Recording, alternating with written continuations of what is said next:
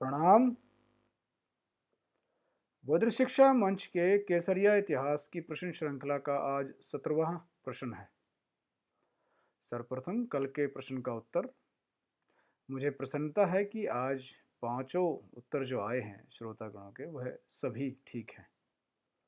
सबसे पहले उत्तर दिया था अमित जी ने, उसके कुछ ही क्षणों पश्चात संभवतः अनुज जी ने दिया, फिर संजय जी ने दिया, फिर शिवम जी ने और तत्पश्चात मनिंद्र जी ने।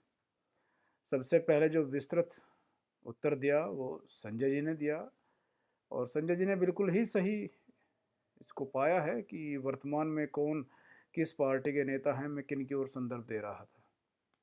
आप प्रशंसा के पात्र हैं मित्र संजय। तो चलिए अब आज के प्रश्न का संक्षिप्त विवरण जानते हैं। यह समय औरंगजेब के क्रूर शासन का था।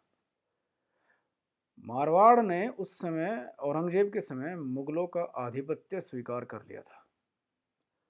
वहां के राजा ने औरंगजेब का प्रधान सेनापति बन कार्य करना स्वीकार किया और काबुल में विद्रोह को शांत करने गए। वहां उनका देहांत हो गया। उस समय उनकी दोनों रानियां गर्भवती थी। जन्म के कुछ समय पश्चात ही उनके छोटे पुत्र की मृत्यु हो गई। जब हिंदू रानियों और उनके विश्वास पात्र व्यक्तियों ने औरंगजेब से बड़े पुत्र को राज्य का उत्तराधिकारी घोषित करने की मांग की तो उसने कहा कि वह केवल तभी करेगा, और उससे पहले उनको दोनों रानियों को और दोनों बालकों को दिल्ली ही बुला लिया गया था, यह कहकर कि उन्हें जागीर देगा और सब चीजें। तो औरंगजेब ने कहा कि वह केवल तभी करेगा जब उस पुत्र का, जो एकमात्र पुत्र उस राजा का रह गया था, उसका पालन पोषण औरंगजेब के हरम में एक मुस्लिम की तरह हो। जो उनके विश्वास पात्र व्यक्ति थे उनमें जो उनका नेतृत्व कर रहे थे उसकी चाल और मंशा भांप ही गए थे। कुछ सोचने का समय मांगकर रात्रि में ही वह छिपकर वहां से भाग निकले। यह घटना आज से ठीक 342 वर्ष और 49 दिवस पूर्व हुई थी। उस राजसी परिवार को मार्ग में बचाने के लिए बहुतेरे मारवाड़ियों ने अपना जीवन दान दिया, लेकिन जो राजसी परिवार था उसे सुरक्षित मारवाड़ पहुंचा दिया। इन सबका नेतृत्व एक विशेष व्यक्ति ने किया था, जिसका नाम ही राज परिवार के प्रति अटूट अटूट निष्ठा का पर्याय बन गया था। उन्होंने सब कुछ सहकर और जंगलों में रहकर भी उस राजकुमार का जीवन बचाया और उसे युद्ध में पारंगत किया।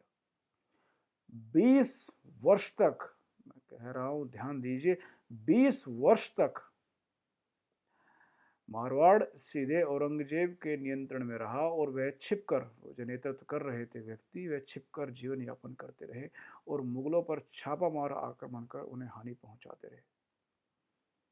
आज के समय में कोई किसी की 20 दिवस क्या 20 घंटे प्रतीक्षा नहीं करता है। व्यक्ति इतना अहंकारी, इतना स्वार्थी हो चला है हमारे समाज का, और उसके पतन का यही कारण है।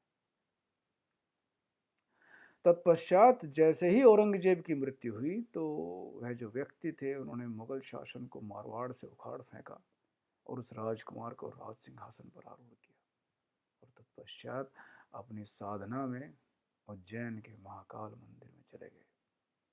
उनका नाम ही एक अलग स्तर पर लिया जाता है जब कभी अटूट निष्ठा का विषय उठता है। तो बहुत सारे संकेत आज मैंने दे दिए हैं।